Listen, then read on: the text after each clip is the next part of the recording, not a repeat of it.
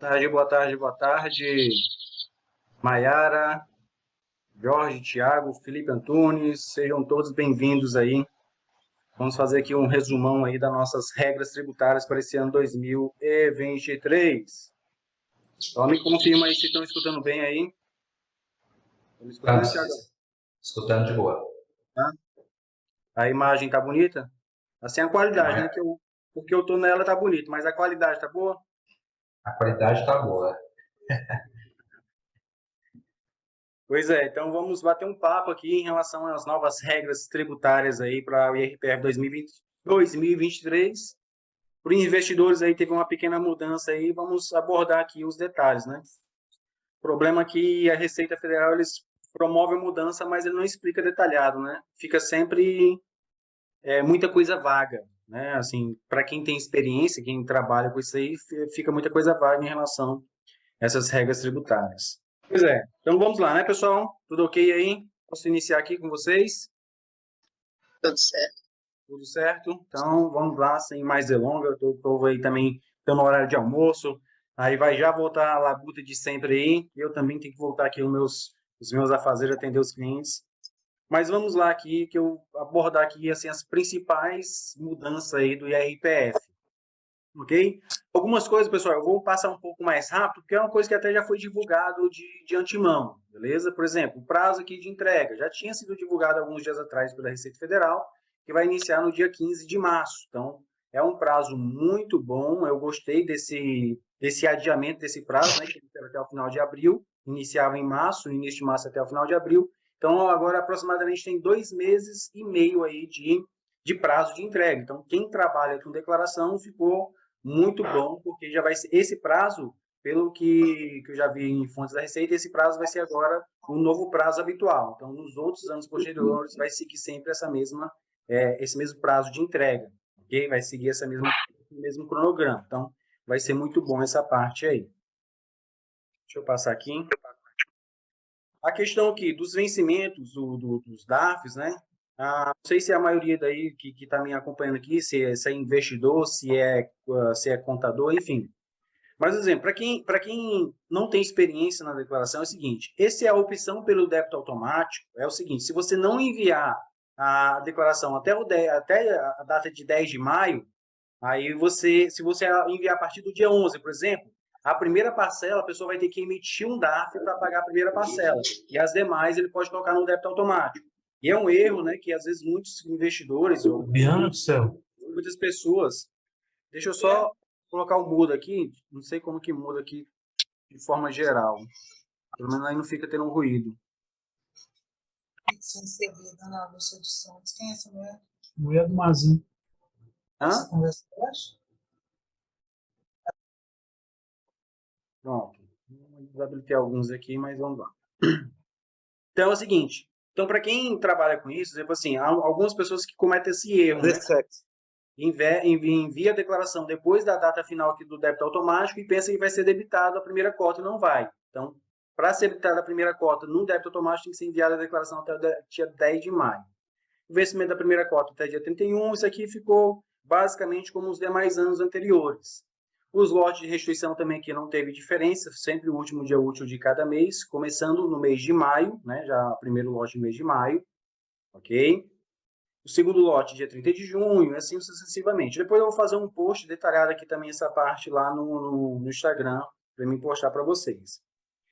Lote de restituição seguiu as mesmas regras do ano anterior, só que teve essa mudança, né? Aqui quem optar pela declaração pré-preenchida ou optar por receber a restituição via Pix, ele vai entrar nessa faixa de preferenciais, né? Então, assim, quem optou pelo recebimento da restituição numa conta bancária, sem ser Pix, e o que optou pelo Pix, então esse vai ter preferência, mesmo que tenha sido entregue depois desse que fez a declaração primeiro. Não?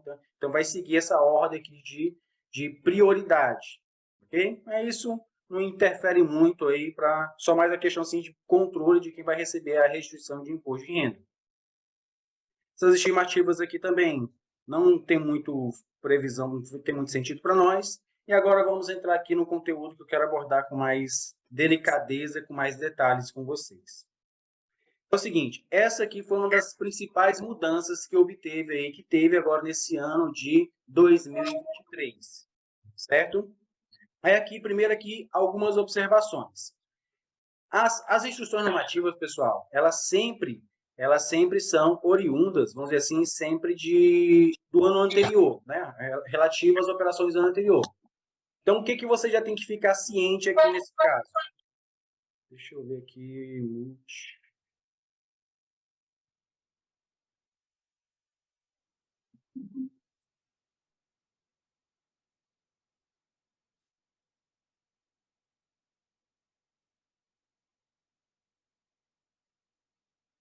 Então, vamos lá. Voltando aqui. O que que instrução normativa aqui? O que que tem que a pessoa tem que ter noção? Tem muitas pessoas que começaram a investir na bolsa de valores em outros anos e nunca declararam. Aí a pessoa assim, então agora eu vou estar isento. Falei assim, não, essa regra aqui é só para o ano base 2022 e RPF 2023. Os demais anos continua da mesma maneira. Quem operou, sei lá, com R$ 1 na bolsa, ele tem que declarar imposto de renda. Pode ser que a qualquer momento que a Receita crie algum mecanismo assim, de investigação, de auditoria, e identificar que alguma determinada pessoa investiu e não declarou nos anos anteriores, ele pode ainda ficar com o CPF pendente até no prazo ali de 5 anos, que é o prazo quando caduca, né, esse direito da Receita ali fiscalizar, por exemplo.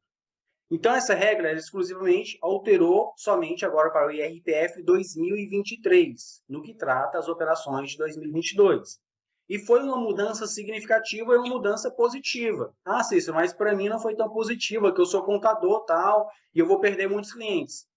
O que eu vou abordar com vocês aqui, que não vai ser a perda de muitos clientes. Até porque, assim, eu achei viável essa alteração. Por quê? Porque vai beneficiar justamente aquele pequeno investidor, o investidor que está iniciando no mercado financeiro, que muitas vezes já tinha até medo de iniciar por causa da declaração de imposto de renda, e muitas vezes o cara aplicava no ano ali base da declaração um valor na bolsa de valores que, se ele fosse pagar o contador, já era basicamente ali o patrimônio dele inteiro, entendeu? Então, assim, eu achei viável, achei justíssimo essa parte aqui, apesar de trabalhar com declaração e tal, mas para mim, pelo menos para mim, não sei, os contadores que estão aqui, como é a sua carteira, para mim vai ser uma faixa ali de 2, 3% que vai se enquadrar nesse requisito, ou seja, que não vai precisar mais declarar. A maioria dos meus clientes, eles se enquadram em outros requisitos. Só que aqui tem algumas coisas que são vagas. Por exemplo, eles assim, ó, só quem realizou a alienação. Então, quem só comprou, em tese, ele está isento de declarar imposto de renda. Quem só comprou ativo na Bolsa de Valores, ele está isento.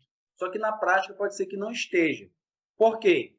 Vamos ver as outras obrigatoriedades que permaneceram a mesma. Vai dizer assim, ó, quem é obrigatório declarar?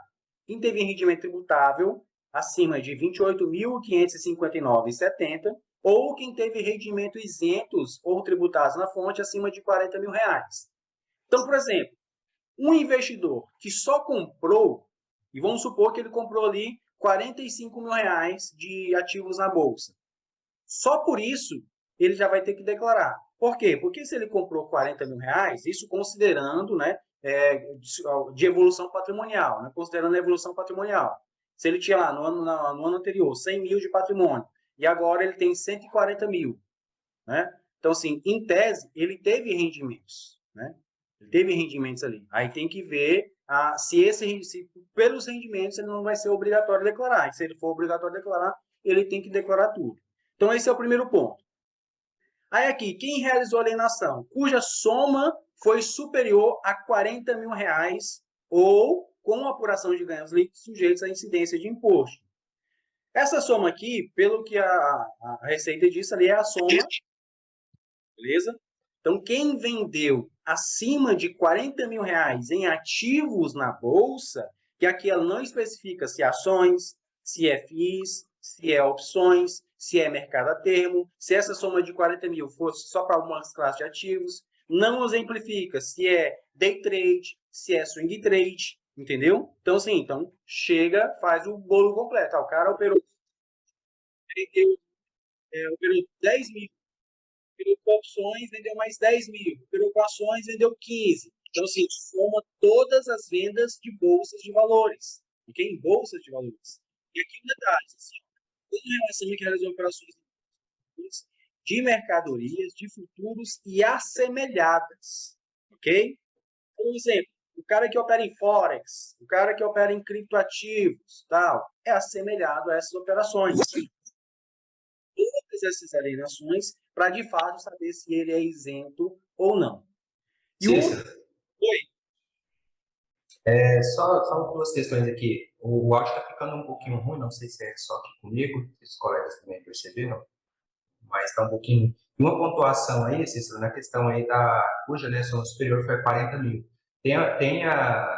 Vale ressaltar aí que a evolução patrimonial, ele pode ter tido 30 mil reais, né, de rendimentos isentos. E com esses rendimentos isentos, ele não está obrigado a declarar. Então, ele fez a conta de 30 mil, mais 15 mil ali que ele teve de rendimentos Tributado. tributáveis. Sim. Entendeu? Aí, nesse caso aí, ele não estaria obrigado a declarar, considerando a evolução patrimonial dele de 45 mil. Isso. Ok?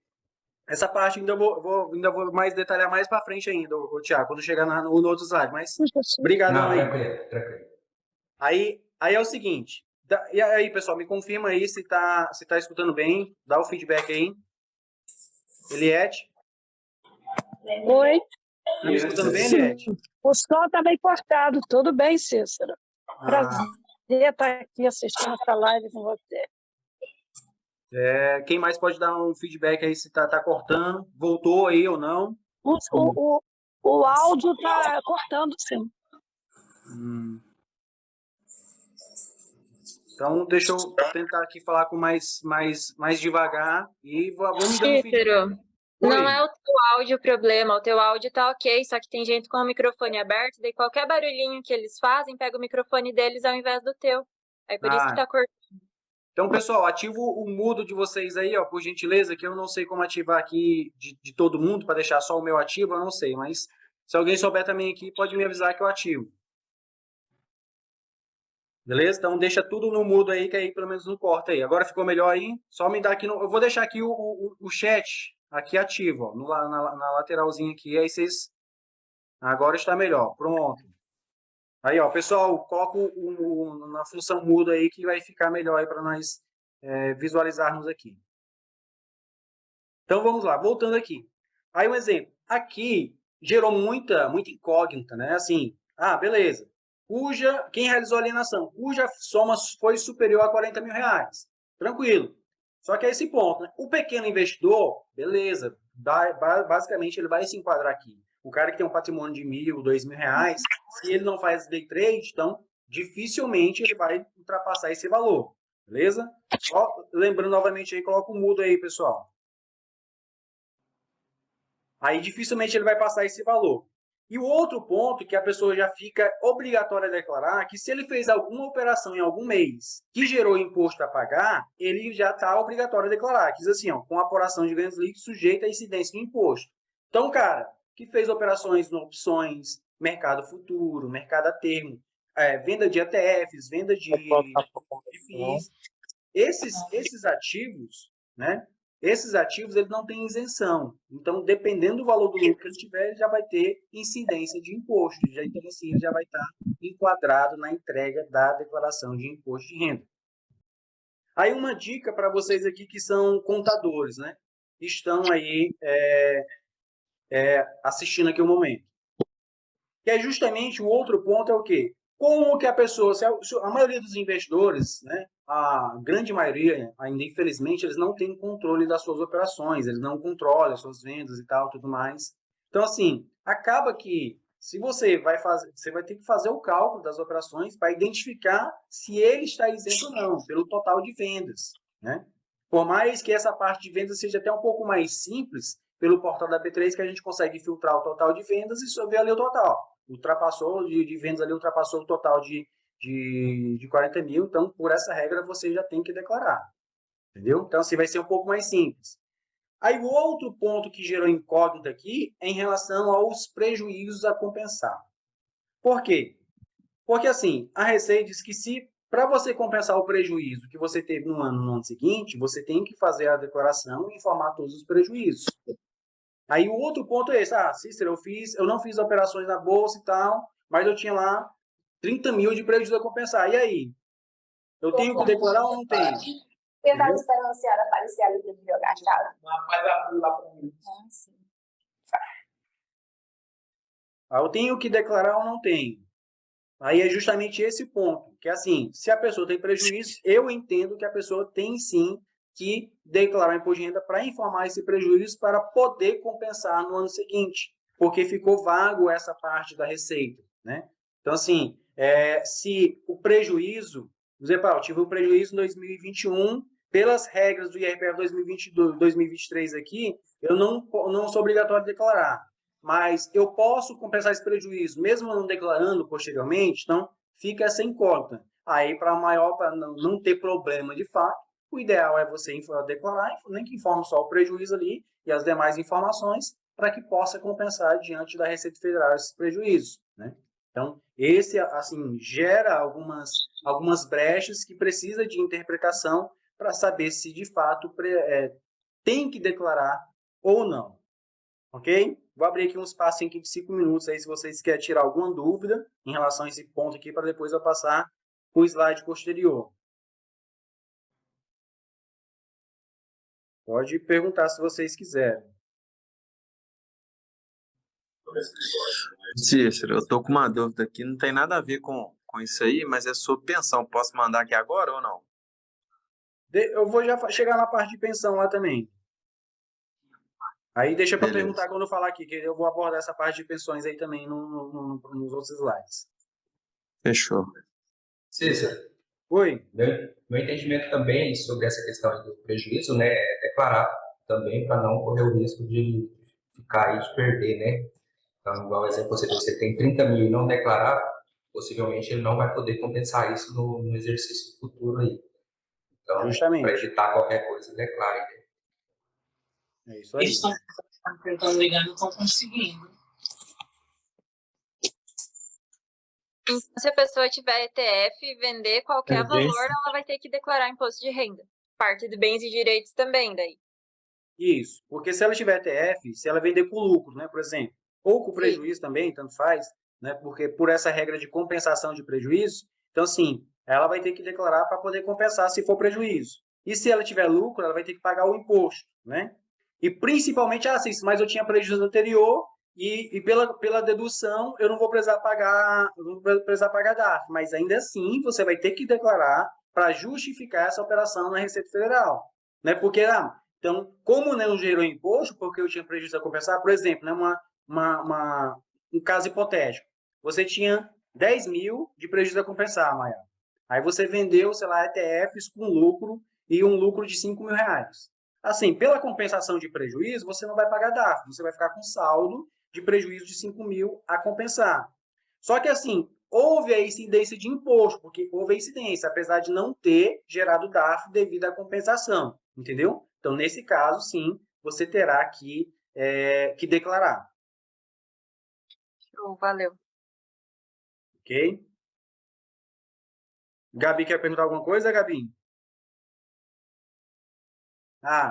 Então vamos lá, pessoal. Vou passar aqui para o próximo slide. Ó, foi muito... Quem assistiu a live aí, da Receita Federal, eles bateram muito nessa parte da pré-preenchida. Né? Bateram muito, né? Para utilizar a pré-preenchida. Tanto é que, né, que nem vimos alguns slides anteriores, que quem utilizar a pré-preenchida já tem até preferência no recebimento da restituição, né? Então, esse é o ponto aqui, assim, eu particularmente, né, opção minha, até por já ter testado também, não é aquela coisa que eu nunca usei e não gostei, não. Por opção minha, eu nunca gostei dessa pré-preenchida, porque há, assim, alguns erros, algumas divergências. Aí o problema, para mim, na minha concepção, né, é muito mais trabalhoso. Eu tenho que analisar tudo que a Receita preencheu, que eu não sei nem de onde foi que ela preencheu tudo, né? Aí é muito mais trabalhoso eu validar essas informações, depois colocar as informações que faltaram, do que eu pegar tudo e colocar do zero. Né? Porque eu já vou preenchendo cada um no seu campo, cada um no seu quadrado, e concluiu a documentação pronta, então preenche a declaração. Agora isso aí vai de pessoa para pessoa. Aí assim, então há algumas divergências, aí vai ficar a critério de cada um, se utiliza ou não essa pré-preenchida. A vantagem que eu vi na pré-preenchida foi justamente essa parte aqui de imóveis. Na verdade, não é nem tanto uma vantagem, é mais um meio de atenção para quem tinha imóvel e vendeu, né? Vendeu com escritura pública, teve todo o registro lá no cartório e tudo mais. Então, assim, devido a esse registro, a Receita agora já está ciente. Aí, o que muitas pessoas faziam, né? Ou ainda fazem, né? Eles, sei lá, vai comprar um imóvel de 300 mil reais, só que o vendedor disse, não, vamos colocar aqui na escritura só 200, porque para mim não pagar tanto imposto. Aí, esse ponto aí é que vai pegar de quem comprou.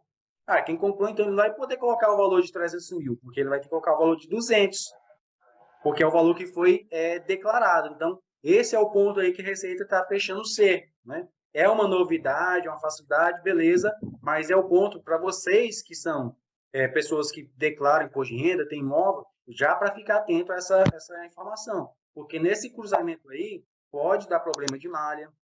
A Receita pode entender que você está fazendo um crime de sonegação fiscal, no caso do vendedor, por exemplo, né, um crime de sonegação fiscal, sonegando renda para pagar menos imposto, é um crime. E para quem está comprando ali, pode entrar também com pendência, como se fosse uma supervalorização de um valor que ele não pagou, já para evitar também pagar mais imposto lá na frente. Ah, mas eu paguei esse valor. Então, tem que ser tudo registrado corretamente, beleza? Então, nesse parte aí, já é para vocês ficarem atentos. Um outro ponto aí que já vem batendo muito firme, pessoal, é em relação ao PIX, ok? O PIX já tem uma lei, né, uma instrução normativa aí, desse negócio de verificação, de auditagem, e eles estão facilitando muito o PIX. Aí eu não sei se vocês sabem qual é a lógica do PIX, né? Eu acho que eu nunca comentei também aqui, nem no Instagram, nem no meu YouTube, nem em lugar nenhum. Mas o PIX, ele foi criado por quem? Ele foi criado pelo próprio governo, né? Então, se ele foi criado pelo próprio governo, ele tem todos os registros das operações. Ele não precisa entrar como uma ação judicial como quebra de sigilo bancário para ele poder verificar as suas transações financeiras, porque esses PIX já estão registrados na base de dados deles, entendeu? E esse é o ponto aí que, ó, muitas empresas estão sendo fiscalizadas por isso, muitas pessoas físicas estão sendo fiscalizadas pelo PIX, e pode ser que nos anos que vêm agora, que estão fazendo toda essa auditagem, desde o início que foi implementado até agora, pode ser que muita gente tenha problema com a Receita, seja empresa ou seja pessoa física, devido às movimentações via PIX, se não tiver sido informado tudo corretamente em suas respectivas declarações, seja na declaração da empresa, seja na declaração de imposto de renda. Beleza? Então, é um cuidado que vocês têm que ter em relação a essas situações, para vocês não pegar, como nós costumamos dizer aqui, né? Aqui na região do Nordeste, para não pegar em fio pelado, né? Que fala que pegar em fio pelado é você tomar um choque grande aí. Então, pode ter problemas lá na frente em relação a isso. Então, o que eu sempre sugiro? Se é para fazer, faça tudo direito e correto. Se é para pagar imposto, pague. Infelizmente, a música que toca é essa, então a gente tem que dançar conforme a música. Se é para pagar imposto, pague, e amém, e que deixa para lá. Agora, não entre nessa furada de querer sonegar e tal, que mais cedo ou mais tarde a conta chega, e quando ela vem com juros, multa e correção, e pode sim ter muita dor de cabeça para depois resolver isso aí. Beleza? Aí essa pré-preenchida também.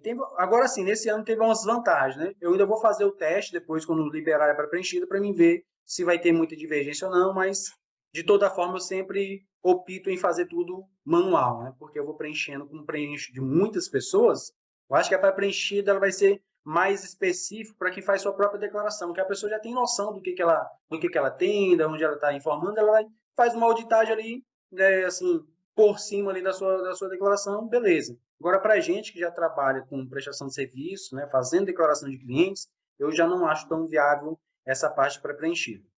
Beleza? Alguém? Tiago, o que você acha aí pré-preenchida? Você usa, não usa, você gosta? Então, assim, se eu não uso, eu já puxo direto, né? Já preencho direto no sistema.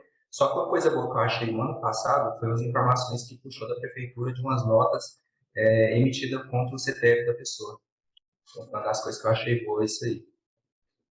Bom, assim, é como diz assim, tem alguns benefícios, né?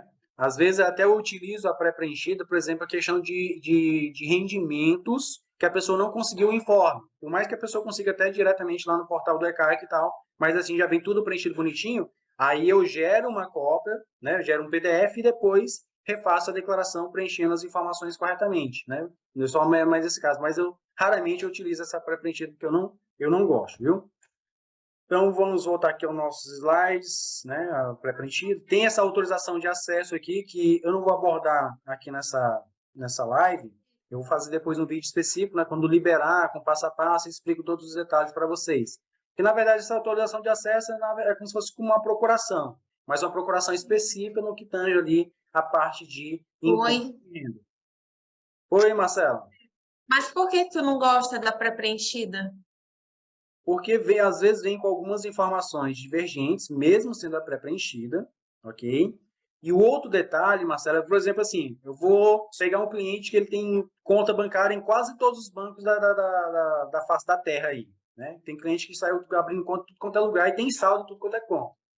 Aí, um exemplo, se eu puxo a pré-preenchida, né, dos rendimentos e tal, eu vou ter que avaliar a lançamento por lançamento, para saber se está correto, se não está, se teve alguma divergência, se não teve, com base no informe de rendimento, não é isso? Então, assim, se eu tenho que avaliar lançamento por lançamento, eu prefiro já, para mim, eu acho mais rápido eu pegar e fazer a declaração do zero, né?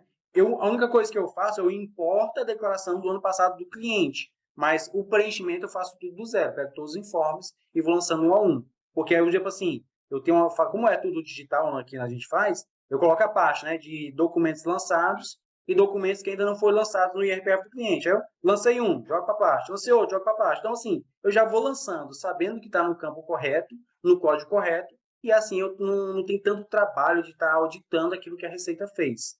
Ok? Aí, essa é a opção, viu, Marcelo? Aí, se tu usa e acha bom, é cada um, cada um. Eu uso e eu acho bom. Por isso que eu te perguntei. Apesar de eu ter de auditar, para mim, faz até eu descobrir algumas coisas que o cliente não me passou que eles têm, que eles não falam, né? A gente morre pedindo para enviar e eles não enviam. E eu já tive a situação de descobrir erro que daria problema lá na frente, depois, com o informe de rendimento advindo de alguma fonte pagadora. A gente estava com um documento com Está aqui, daqui a pouco eu levo. Entendi. Então, para mim, acabou que é bom, mas eu audito, realmente pego e olho tudo, mas eu acabo descobrindo algumas coisas que não chegam para mim, ou chegam de forma equivocada com o que vai dar, tá na receita, que vai dar uma malha fina, e eu consigo resolver antecipadamente. Sim, como disse, algumas vezes, quando eu estou com dúvida em relação a alguma coisa, até eu baixo a pré-preenchida, mas eu, tipo assim, eu gero uma cópia, entendeu? Para mim ver ali as informações, aí para mim depois conferir. Raramente eu faço isso, né? Aí um exemplo, mas se o cliente não mandou a documentação, e aí? Assim, a gente trabalha com a prestação de serviço, né, Marcelo? Então, se o erro foi devido à omissão do próprio cliente, aí a responsabilidade sempre vai ser dele, porque não enviou. Porque, como diz, a gente não tem como adivinhar aquilo que ele não enviou para a gente fazer, né? Tu tá certo. Né? Mas, assim, o teu ponto ainda é melhor, porque você já tem como diz assim, essa proatividade, né? Você já evita o problema em muitos casos, né? E um detalhe ainda que acaba que tem muita gente que tem receio de enviar ali a senha do .gov, né? Para também para a gente extrair essa pré-preenchida, né? Então aí tem todo esse outro ponto também. Então, Ô, Cícero, a respeito disso aí, o que eu assim, já tive de experiência com a pré-preenchida é que quando o cliente é simples, coisa à toa de resolver, a pré-preenchida ela faz bastante sentido. Agora, quando você tem que pegar uma declaração, igual aquele, teve um cliente que tinha 6 milhões de patrimônio, desses 6 milhões, ele devia ter uns 4 milhões investido em bolsa, em ativos lá da Avenue, lá no exterior e tudo. Aí, se você for pegar para fazer na pré-preenchida, lá na internet, com aquela questão toda, dá uma dor de cabeça danada, e no programa da Receita é muito mais rápido mesmo. Mas a pré-preenchida, Paulo, você consegue baixar para o programa IRPF também, viu? Não é só online, não, viu? Então, Eu ia assim, perguntar bem isso, onde que acessa a pré-preenchida, eu nunca acessei. não Só pra, entendi, tipo, saber ela, como é que ela tá. não entendi, Mayara. A pré-preenchida, aonde que eu acho essa declaração pra eu baixar?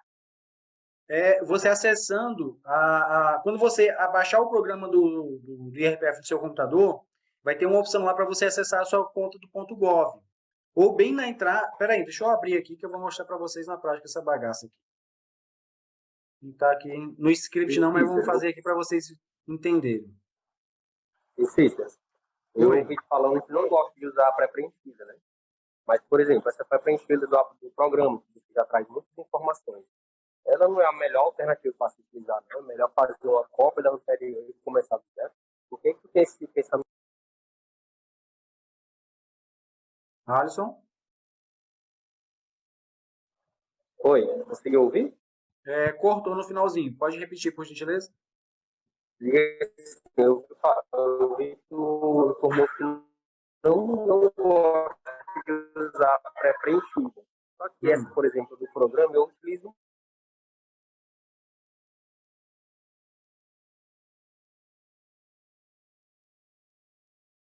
Cortou de novo, Alisson. Aí agora ficou mudo o teu fone aí.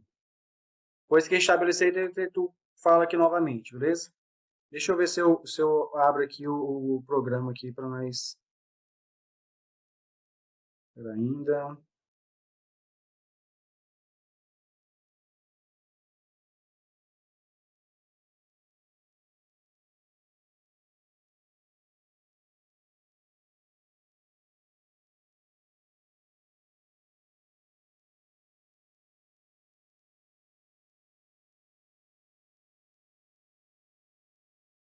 Só um minuto, pessoal. Já compartilhar com vocês aqui a tela. Esse é porque eu estou no prédio aqui que está cortando muito o áudio. Ah, Mas por que eu não gosto de utilizar a pré-preenchida essa do programa, por exemplo? Eu particularmente gosto, né? Não sei por que tu renega, né? Qual é o teu pensamento em relação a ela. não, como diz assim, é mais a questão de otimização, né? Por exemplo assim, para mim, por exemplo assim, a pré-preenchida é boa, já vem pré-preenchido, beleza?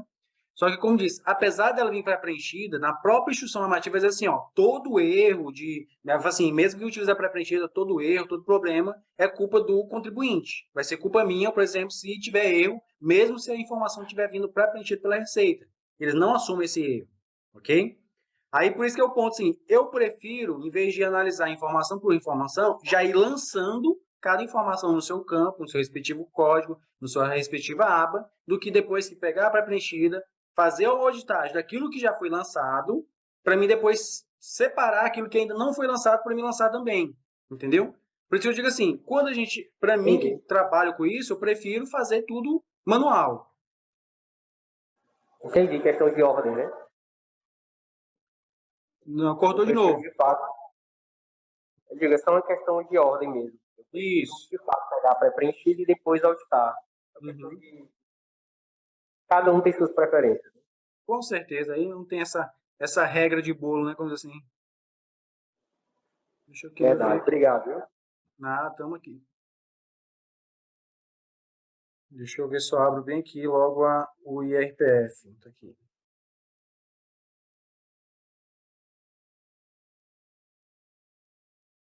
Vou compartilhar, Mayara, aqui agora a tela para você ver. Tá escutando, Mayara?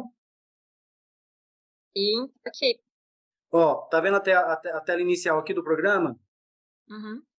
Aí tem aqui, ó, iniciar a declaração a partir da pré-preenchida. Quando você clicar nesse ícone aqui, ó, bem na aba nova, em vez de você iniciar a declaração em branco, colocar o teu CPF ou importar do ano anterior, você vem aqui, ó. Aí vai abrir uma tela para você fazer o login na sua conta do .gov. Aí lembrando que tem que ter nível ouro ou prata, beleza? Para você acessar essa pré-preenchida. Aí, quando você fizer isso, ela já vai fazer o download automático para o programa aqui. Ele já vai ir lá para essa aba em preenchimento. Aí já vai ter tanto os dados que foram preenchidos na última declaração, quanto os valores, né, que já vieram pré-preenchidos pela Receita Federal. Então, vai ser nessa opção aqui, ok? Ok. E daí, se eu não quiser continuar com ela, eu não continuo e pego e importo do ano passado, por exemplo. Isso, aí pode fazer isso aí. Tá, obrigada. Deixa eu já ver aqui por... Ô, Cícero, show de bola. Eu também desconheci isso aí. Foi interessante. Não entendi, Paulo. Eu também desconhecia que dava para fazer isso daí. É mais para uma conferência mesmo, né? Mas eu também, particularmente, eu acho que no manual é mais fácil, mais rápido. Agora faz que nem o menino acabou de falar. É mais gosto, assim, né? Às vezes a pessoa é habitualidade também. Como eu sou mais hábil, né? Fazendo assim todo o Ctrl+C, Ctrl+V ali, analisando informação por informação, já vou lançando. Acabou de lançar, já está tudo ok. Aí se torna mais simples. Beleza?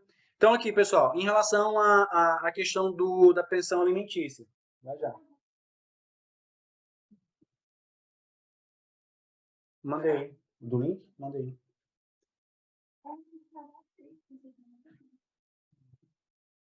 Aí tem aqui, né, que a atualização dos rendimentos de pensão alimentícia que foram na ficha para rendimentos isentos, não tributáveis, agora deve ter um código específico, né, apesar de não ter sido lançado o programa ainda. E o outro detalhe é essa parte aqui, ó. Aí, qual a sua dúvida, Paulo, em relação à pensão alimentícia? Ô, Cícero, não é nem em relação à atualização que teve, não. É porque é o seguinte, eu tô com um cliente aqui, ele separou, né, da ex-esposa e ele está fazendo o pagamento, o ano passado ele estava fazendo o pagamento, porque ele estava fazendo transferência de Pix, porque pela a questão da PM aqui não tinha atualizado ainda para poder já descontando em folha. Só que na decisão estava constando lá que era para ele fazer o pagamento direto na conta do filho dele. Só que ele fez até o mês de maio na conta do filho dele. Contudo, deu um problema lá, ele teve que começar a fazer na conta da ex-esposa. Quando eu lançar esses valores de pensão que ele pagou, eu posso lançar tudo junto, como se fosse para o filho dele? Ou eu tenho que separar isso daí e colocar a ex-esposa como alimentante também? Como é que fica isso aí? Não, vai lançar só no nome do filho dele. A esposa dele não é alimentante, não. É só quem é alimentado é o filho, entendeu? Aí lança tudo no nome do filho dele. Mesmo que o comprovante lá não tenha sido na conta da pessoa, mas como a mãe é a responsável pelo menor, então acaba que se enquadrando nesse requisito. É só ele ter os comprovantes bem direitinho e principalmente a decisão. Porque assim, a pessoa que paga a pensão alimentícia por conta própria, sem decisão ou acordo judicial, ele não pode ser dedutível. A regra da Receita é bem clara, né? Pensão só por escritura pública, que é aquela que é feita em cartório, ou decisão judicial. Se for aquele acordo de boca, ele não vai entrar como dedutível, ok? Não entendi. Teve a decisão, tá tudo certinho lá, só que aí teve esse problema, eu fiquei na dúvida aí por conta de tá caindo lá no Pix da ex-esposa, entendeu? Mais tranquilo. Vale. Isso aí não tem problema não. Então, assim, agora a pensão alimentícia devido à decisão judicial é isento. E o outro detalhe aqui que teve de mudança, pessoal, essa questão aqui, ó. A Receita vai solicitar o código de negociação para os bens negociados em bolsa, ou seja, o ticket. O cara investiu em Itaúsa 4. Então, eu creio que vai ter um campo agora específico, por exemplo, igual a pessoa coloca o Renavan de um veículo. Vai ter um campo específico para a pessoa colocar lá Itaúsa 4, BBDC3, tá, não sei o que. Então, já para ser mais específico ainda em relação aos ativos que a pessoa tem. Tudo isso, né? A Receita não quer nada de facilitar. Eu creio que a Receita quer facilitar a nossa vida, não. A questão principal é mais essa fonte de auditagem das informações. Então, aí ele vai pegar lá a posição tudo certinho para saber se vai bater certo, né?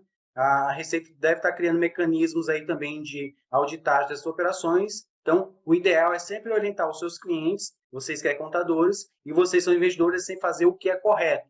Fazer o seu cálculo certinho do preço médio, se é incluir taxa, inclui, se não inclui, não inclui, mas informar tudo corretamente, para que você não venha ter problema com a Receita Federal, beleza? Aí aqui a recomendação mínima para quem vai baixar o programa é o Windows 10 e, basicamente, né? E aqui, essa outra parte, né, que eu estava falando com o Thiago lá, que é para a gente concluir aqui com essa observação. Aqui é o seguinte, permaneceu os mesmos valores, né, que não teve reajuste da tabela, teve reajuste agora a partir de maio, que vai ter o reajuste. Então, assim, 28.559,70, quem teve rendimento tributável já tem que declarar. Então, se ele ultrapassou esse valor, então já vai ter que declarar as suas ações, os seus bens, os seus patrimônios e a sua renda. Quem teve rendimentos tributáveis na fonte ou isentos acima de 40 mil, também tem que declarar. Aí, o que teve de mudança foi essa parte de bolsa de valores que eu já havia comentado. Então, por exemplo, o cara que teve 35 mil de rendimento isento, mais 27 mil de rendimento tributável, nesse caso, ele continua isento. E considerando que ele não ultrapassou o limite de 40 mil de vendas de ativo na bolsa, não teve imposto a pagar, enfim. Então, ele continua isento. Beleza? Agora, o cara que teve R$ 28.700 de rendimento, ele já está obrigatório a declarar devido a essa faixa de renda aqui de isenção. Então, já tem que declarar. E se ele vai ter que declarar por causa desse ponto, ele já vai ter que informar todos os demais bens e investimentos que ele possui.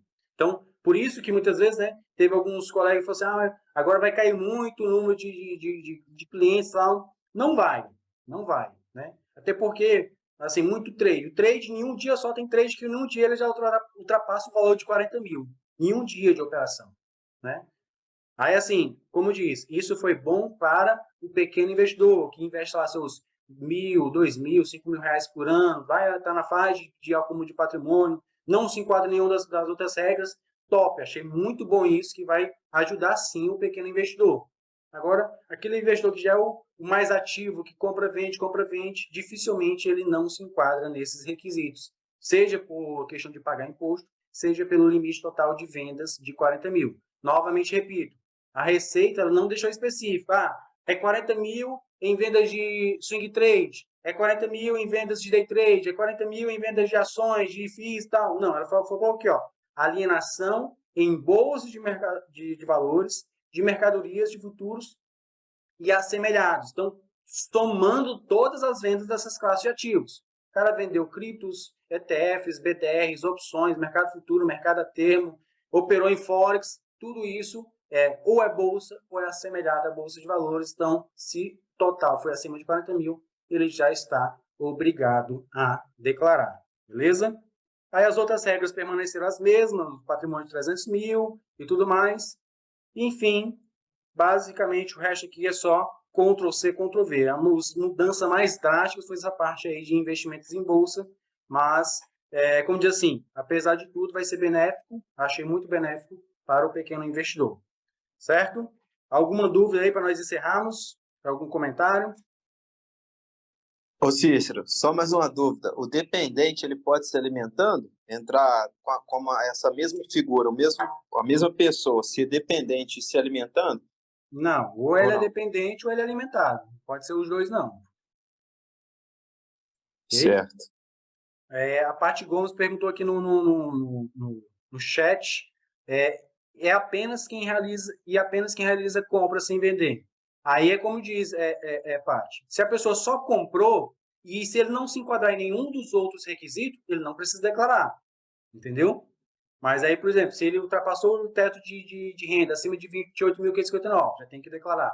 Se ultrapassou o teto de rendimentos acima de 40 mil, já tem que declarar, ok? Tem patrimônio acima de 300 mil. O cara tem uma casa de 200 mil, 100 mil investido na bolsa, mais uns 50 mil de reserva de emergência no Tesouro Selic, juntando tudo dá 350 mil. Então, ele já é obrigatório declarar por se enquadrar na outra regra lá, que é ter patrimônio acima de 300 mil reais, que é justamente esse inciso 6, ok?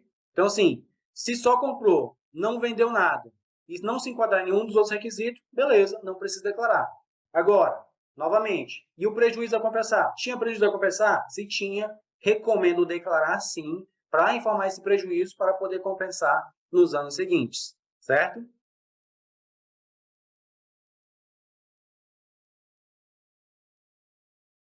Se tendo movimentação inferior a 40 mil, mas está enquadrado nos outros requisitos, ele declara tudo, né? Inclusive os ativos na Bolsa de Valores, certo?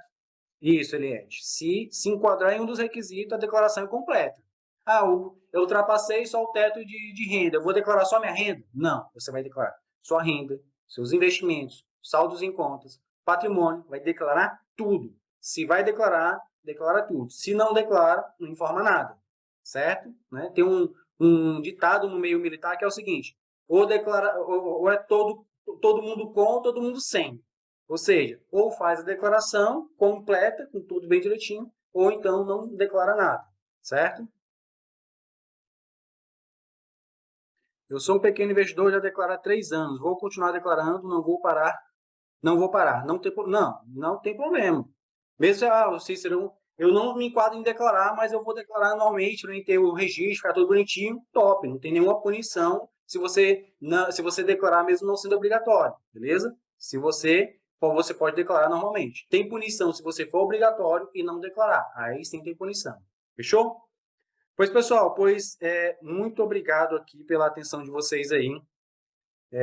Agradeço demais a compreensão aí. Esses 40 mil é a soma de compra e venda e todos os ativos? Não, é só a soma de vendas. Se total de vendas no ano for acima de 40 mil. De todos os ativos, independente da classe, do tipo de operação. Se o total de vendas for acima de 40 mil, já tem que declarar. Beleza? Então, muito obrigado aí. Eu vou fazer depois um post bem detalhado, vou colocar lá no Instagram, com as regras, tudo bem direitinho. Essa parte como diz aqui, da autorização de acesso. Assim que for liberado ali, eu vou fazer um tutorial passo a passo, vou postar no canal do YouTube e vou salvar essa live também e vou postar lá no canal do YouTube, caso vocês queiram rever depois. Fechou? Muito obrigado aí. Para quem não me segue ainda, segue lá no Instagram, @CíceroItalo. E no meu canal do YouTube é o Contador do Investidor. Tem a foto aí do cara bonitão aí que vai ver lá assim, parecido comigo. Então, esse é o canal que vocês podem seguir lá. Fechou? No mais, uma boa tarde aí, uma ótima semana para vocês, uma ótima semana de investimentos. Que Deus vos abençoe grandemente. Até a próxima. Valeu, Cícero.